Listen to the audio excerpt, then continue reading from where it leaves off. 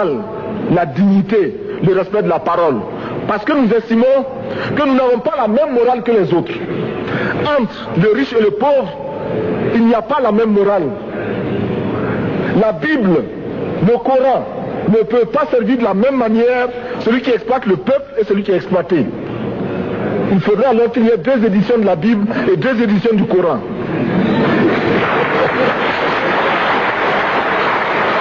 Nous ne pouvons pas accepter qu'on nous parle de dignité. Nous ne pouvons pas accepter que l'on nous parle de mérite de ceux qui payent et de perte de confiance vis-à-vis de ceux qui ne paieraient pas. Nous devons au contraire dire que c'est normal aujourd'hui. Nous devons au contraire reconnaître que les plus grands voleurs sont les plus riches. Un pauvre, quand il vole, ne commet qu'un larcin ou une peccadille, tout juste pour survivre par nécessité. Les riches, ce sont eux qui volent le fisc, les douanes et qui exploitent le peuple. Monsieur le Président, ma proposition ne vise pas simplement à provoquer ou à faire du spectacle. Je voudrais dire ce que chacun de nous pense et souhaite.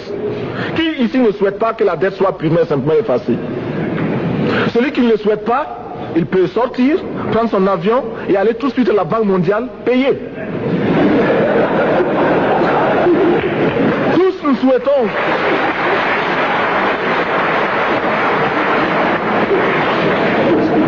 ma proposition n'est pas non plus, je ne voudrais pas que l'on prenne la proposition du Burkina Faso comme celle qui viendrait de la part de jeunes sans maturité, sans expérience. Je ne voudrais pas non plus que l'on pense qu'il n'y a que les révolutionnaires à parler de cette façon. Je voudrais que l'on admette que c'est simplement l'objectivité et l'obligation. Et je peux citer dans les exemples de ceux qui ont dit de ne pas payer la dette, des révolutionnaires comme des non-révolutionnaires, des jeunes comme des vieux. Je citerai par exemple, Fidel Castro a déjà dit de ne pas payer. Il n'a pas mon âge, même s'il est révolutionnaire. Mais je pourrais citer également François Mitterrand, qui a dit que les pays africains ne peuvent pas payer, les pays pauvres ne peuvent pas. Je pourrais citer Madame le Premier ministre. Je ne connais pas son âge et je m'en voudrais de le lui demander. Mais c'est un exemple. Je voudrais citer également le président Félix Houphouët-Boigny. Il n'a pas mon âge. Cependant, il a déclaré officiellement, publiquement, qu'au moins pour ce qui concerne son pays, la Côte d'Ivoire ne peut pas payer. Or, la Côte d'Ivoire est classée parmi les pays les plus aisés d'Afrique, au moins d'Afrique francophone. C'est pourquoi d'ailleurs il est normal qu'elle paye plus en contribution ici. Mais, Monsieur le Président, ce n'est donc pas de la provocation. Je voudrais que très sagement, vous nous offriez des solutions.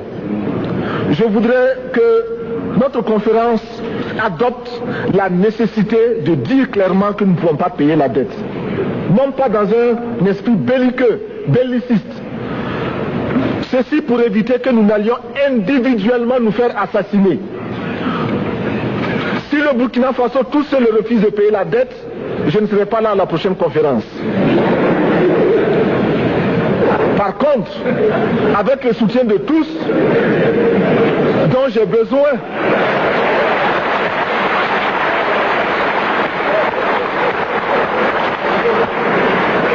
avec le soutien de tous, nous pourrons éviter de payer. Et en évitant de payer, nous pourrons à notre développement. Et je voudrais terminer en disant, chaque fois qu'un pays africain achète une arme, c'est contre un Africain. Ce n'est pas contre un Européen. Ce n'est pas contre un Asiatique.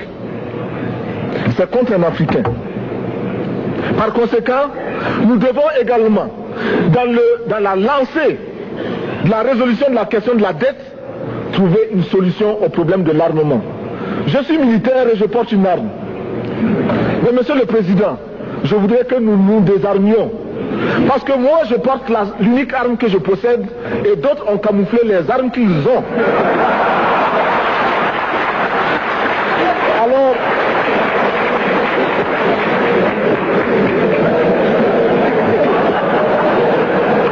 Alors, chers frères, avec le soutien de tous, nous pourrons faire la paix chez nous. Nous pourrons également utiliser ces immenses potentialités pour développer l'Afrique, parce que notre sous-sol sont riches. Nous avons suffisamment de bras et nous avons un marché immense, très vaste, du nord au sud, de l'est à l'ouest.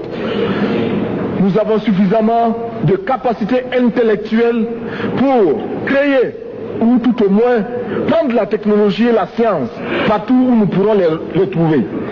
Monsieur le Président, faisons en sorte que nous mettions au point ce front uni d'Addis Abeba contre la dette. Faisons en sorte que ce soit à partir d'Addis Abeba que nous décidions de limiter la course aux armements entre pays faibles et pauvres. Les gourdins et les coutelas que nous achetons sont inutiles. Faisons en sorte également que le marché africain soit le marché des Africains. Produire en Afrique, transformer en Afrique et consommer en Afrique. Produisons ce dont nous avons besoin et consommons ce que nous produisons au lieu d'importer. Le Burkina Faso est venu vous exposer ici la cotonnade produite au Burkina Faso, tissée au Burkina Faso, cousue au Burkina Faso pour habiller les Burkinabés. Ma délégation et moi-même, nous sommes habillés par nos tisserands, nos paysans. Il n'y a pas un seul fil qui vienne de l'Europe ou de l'Amérique.